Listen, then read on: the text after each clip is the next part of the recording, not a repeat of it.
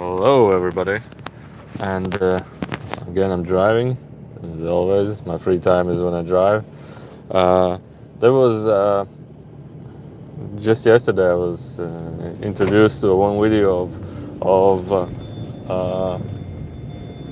how's it call it, Ayauasca, and I don't know anything about it, so I'm not the type of person to who you listen to suggestions or inquiries. Anyway, the video was about the history and stuff like this, and I was listening to it, but from all those channeling experience and everything, I somehow like to have more detailed explanation, because many of people, but not so people, many of videos or many information out there likes to just put an information that we don't know how it is, but this is what do people say, and this is what we or the society thinks, but nobody knows what it is.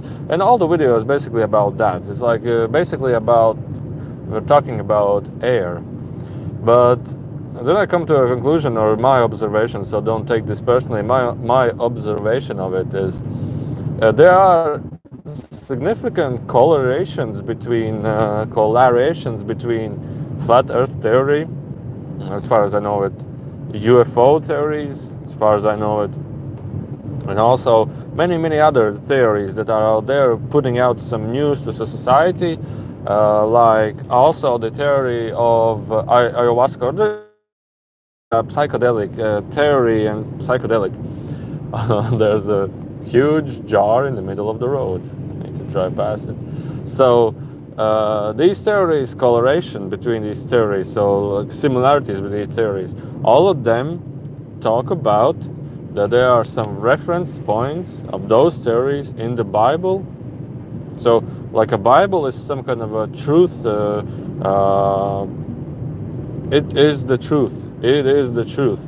So many people maybe believe that the Bible is the truth, so that many new ideas that are put up in society, they like to tell that, yeah, the Bible is some, you can find some reference points in the Bible, but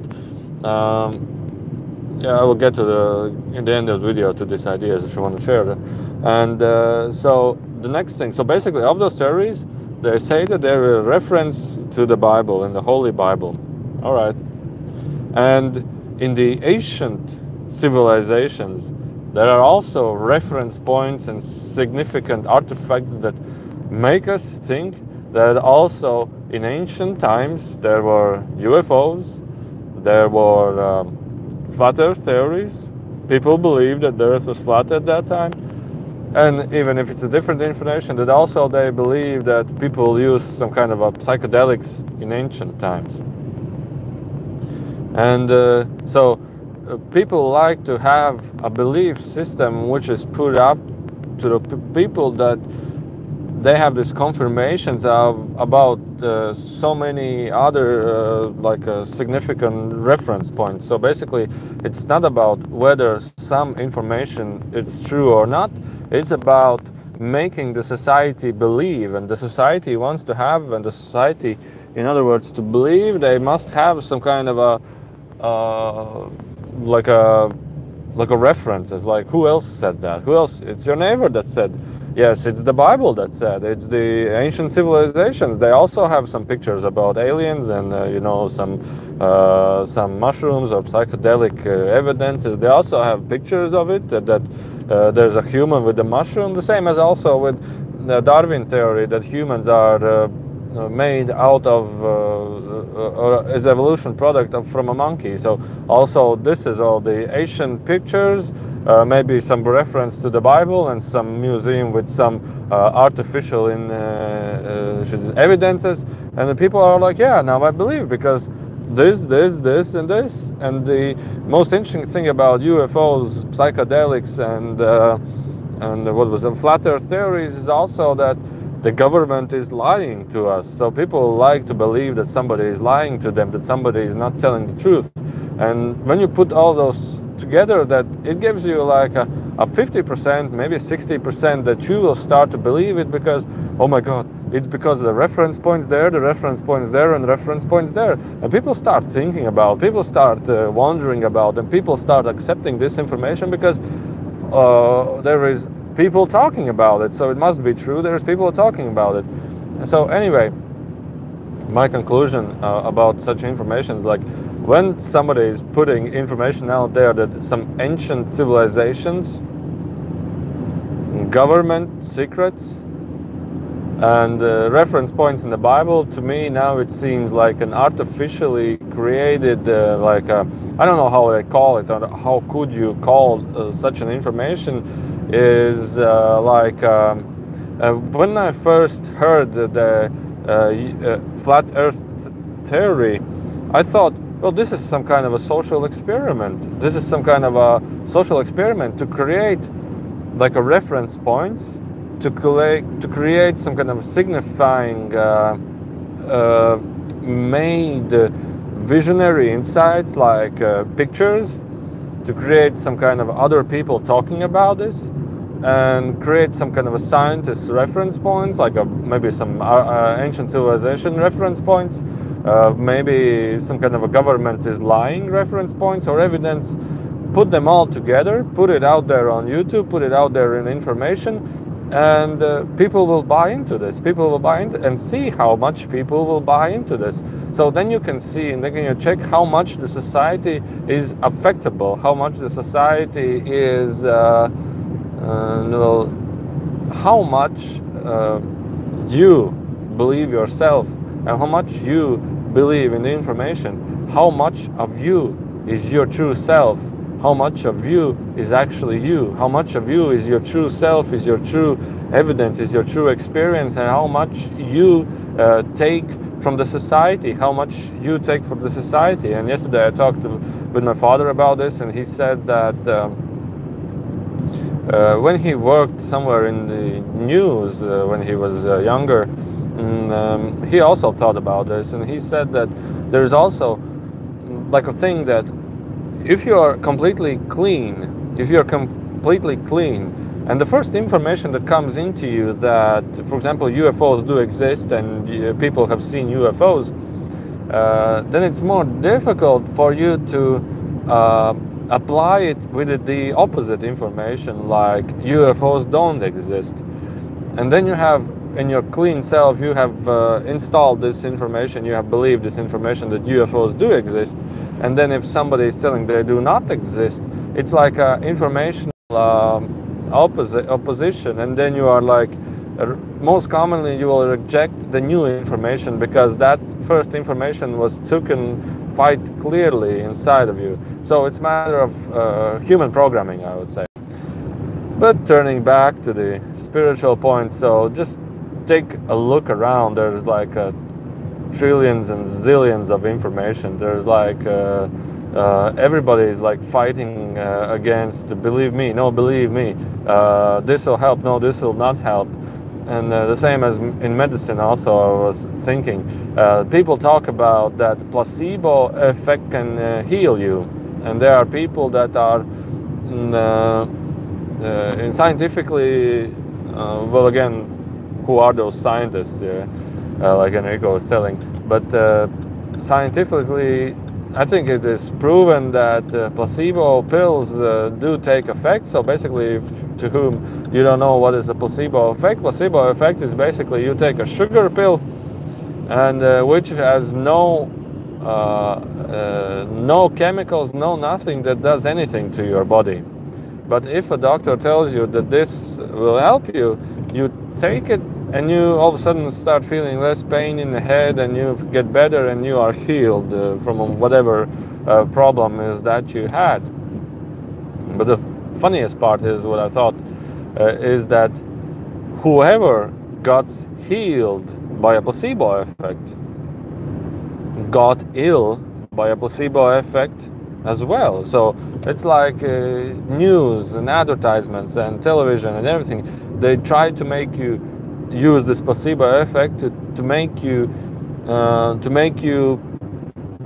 feel guilty, to make you feel sad, to make you feel as lowered as you can. Those placebo effects work. It's the same as hypnosis. So you just type in YouTube hypnosis and have a look about it.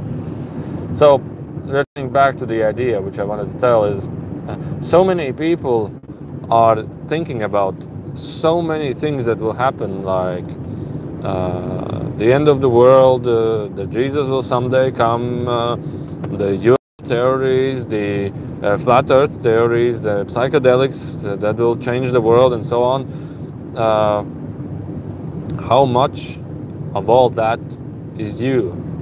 Just sit down and try to feel yourself. Just sit down and try to meditate for a moment.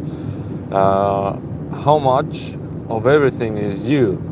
How much of that, what you hear, is your own, is your true self? How much of that is you? How much is your true self? How much of that came from you? You're just this soul, this whatever you want to call yourself, body, physical body, soul, whatever you want to call it. How much of those surrounding noises, how much of those surrounding noises are actually true for you? Like, look at you here. Where are you standing? Like myself here. Where am I standing? I'm in the middle of the forest. I'm in the middle of a beautiful place. I'm in the middle of the car. I'm in the middle of driving somewhere. And there are these trillions of information, trillions of like hypnotic things of whatever they are, whatever you want to call them, whatever I want to call them, that try to take your attention, that try to take your mind, that take your experience, take your movements, take your day-to-day life, talks, whatever you want to call it. But how much of that is you? How much do you live your life? How much do you live yourself? Because it's easy to explain to somebody why is it beneficial for you to pay attention to it, but it's not so easy for you to understand how beneficial is for you to be yourself, how beneficial for you is you to believe yourself, for you to go the path which is necessary for you. So for example, I want to tell that so many people and so many souls, whatever you want to call them, live out other theories. They're living out everything out there, and they have so much belief, so much lack of belief to their own self, so much lack of belief to themselves. It's like you want to think how it's better, you want to be better, you want to wait for something, you want to do something to be better, you wanna blah blah blah blah, so many belief systems. But how much of that do you actually do, which is relevant for you, which is you, for example, which is your own experience? So an overall conclusion, and overall the question in the video, the thing which I wanted to tell is, and the answer is, what is spirituality? What it means to be spiritual? Like all these theories, they somehow they want to catch you in the sense of being more spiritual, being more better, being more higher, be more higher in vibration, everything. But then you get to a conclusion, or I got to a conclusion, or I sometimes think, but it's all coming from the channeling experiences, and then I think them over and over and over again and try to reanalyze those informations, is what does it mean to be spiritual? What does it mean to be more spiritual? And in the conclusion, being spiritual means involve yourself most highly as you can in the experiences that you wish to do and wish to try. So being, in a sense, spiritual doesn't mean avoiding or getting away or telling no to experiences or whatever you want to call it, from the purpose of higher self, from the purpose of coming here to earth. Being spiritual means allowing acceptance, allowing integration, allowing integration. That would be more simplest to explain. So it means doesn't deny or do not accept something to be true or something to be not true. Like meaning spirit, meaning but it's like a technical explanation. It's not like so being spiritual means being integrated. So it means like whenever you see people that talk about politics, whenever you see people talking about psychedelics, whenever you see people talking about something, it's not denying that information. It's being with that information. It's not denying a certain experience, like you don't want to hang out with people that drink or people that smoke these stuff, and you don't want to hang out with people that are not spiritual. You don't want to hang out and stuff like this. You're denying, and also denying that you want to be a complete vegetarian. You don't want to be a vegetarian. You are completely like a Krishna. No, you want to be completely like a Jesus. It's like denying and accepting only one thing. But it would be spiritual, would be acceptance of all that is, acceptance of all that experiences and information that is. And from my own perspective, being spiritual or being more higher and more advanced in spirituality, and also from Enrico's perspective, is being yourself. And you know, Enrico has not been a human. He has not lived out a human life. All the presence and all the information he has from a human life is the things that I have my own information, and I took some information from Enrico, put it together with my own perspectives. And so in conclusion of this video, being spiritual, technically being spiritual yourself, of the spiritual practices or the spiritual point of view, and put it all together, what does it mean? It means allow yourself to be. It means acceptance of everything that happens, not denial of everything that happens, acceptance of everything that happens, acceptance of all that happens, and integration, and finding and discovering your true self and being your true self. So when we accept and do not deny most of our experiences, what come in our path and come in our journey, we find that there are things, or there are experiences that really amplify us and give us joy. So by having acceptance, we allow those new experiences to come to us that give us joy and increases our vibration, increases our we just feel better. We want to move, we want to run, we want to celebrate, we want to party, we feel uplifted with energy. We feel uplifted with energy. We feel more blissful, we feel more happier, we feel more energized, we feel more thankful, we feel in all ways more positive. So acceptance means allowing those positive new vibrations or new experiences come to you, and being spiritual means finding what resonates with your true self and what does not resonate with your true self, meaning which of those new experiences, which of those new things that come to your life resonate with you, which of those new things you start to do give you joy, which of those new things you start to do give you like, hey, this is something you inspire with this is something you feel joyful with this is something that you feel that it's meant for you, and you feel the call, you feel the resonance in yourself. So being spiritual is acceptance, finding the true self, finding your true resonance, and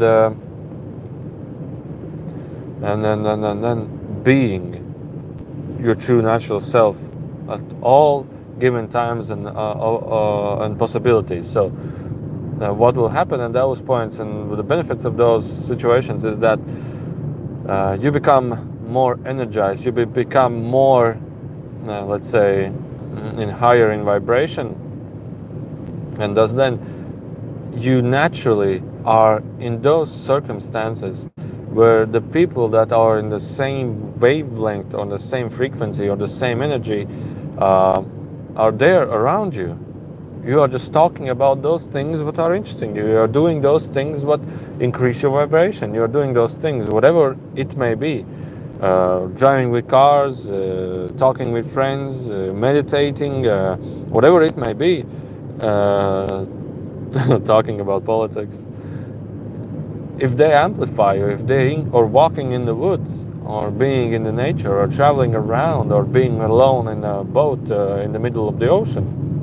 Like one of my friends, he took a rafting boat and went into the ocean, and for like 140 days just rode single. So it's so what I want to tell is that those things amplify your own energy, and when you are amplified in your energy, you become more aware, you become more uplifted, you become more sensitive, you become more and more yourself. So more and more connected with the higher energies. The more higher your energy is, the more you are connected with the higher energies from above. But being spiritual overall, it doesn't mean to be like a Buddha and meditating. He just was connected with his higher self more and more, because he, let's say, didn't find anything else for him to be experienced or to be willing to do in this life. Like, you have lived out all your experiences. What is left for you to do? You feel the call for the higher self, you feel the call for the higher energies, you feel the call for meditation, you feel the call for the bliss state that is coming and coming for you, and you feel it more and more. So he just allowed and accepted it to come. It's allowed and accepted. He didn't reject it, that he needs to be a farmer like his father and mother and brother and whatever. He no, this is not for me. He didn't accept it, neither of them, and he didn't reject neither of them. He just went for the thing that calls him. He just went for the thing that he felt allowance to, and he allowed those things to happen. For example, many people here in our times, they have this propaganda of education, propaganda of wife and kids and children and good job and everything. And in a sense, does this make you feel happier? Do you, by living life, do you reject some kind of experience? For example, you want to meditate, you feel the call for it, but you reject it because you have your own belief systems of living out this propaganda and stuff. So do you reject strongly something, or do you accept, and allow everything to happen? So meaning is that if you have acceptance, then you have no rejection and no acceptance to neither of the one. You just allow the things to happen. You just allow for yourself to be. Sorry, I think I'm trying to share a little bit complicated this, but anyway, no rejection, just acceptance of new opportunities, of new experiences, and also accepting that you want to go to work and you need to work, so you don't reject it. And so coming to a conclusion is that so these higher spiritual beings and everything, they just found their self. It doesn't mean that you have to meditate for 30 years somewhere. They found their self through the path of acceptance and integration. So they just found their true self. They found their beingness, and your beingness is somewhere completely different. My beingness is somewhere completely different. There is no the same path. There is no the same way. There is just you accepting and integrating in the society, integrating on all those systems. So allow yourself to be open-minded. Allow yourself to accept new experiences, and don't ever reject, because there is always, universe is always trying to show you the path for you, and just allow yourself to walk this path. Allow yourself to be in this path. Allow yourself and accept yourself in this path. So it's more about allowing your resonance. It's more about allowing yourself. It's more about feeling yourself. It's more about feeling yourself in this moment. what gives you joy, without rejection, being more accepted, being more receptive. And of course you have a choice whether you try this and you see whether this helps or not. But anyway, this was the information which I wanted to tell about these UFOs and about these psychedelics and about these flat earth theories. That there is like tons and tons of information that just want to take you by the reference points, take you by the mind, take you by the how you call it, take you by the mind concepts that you start to believe in.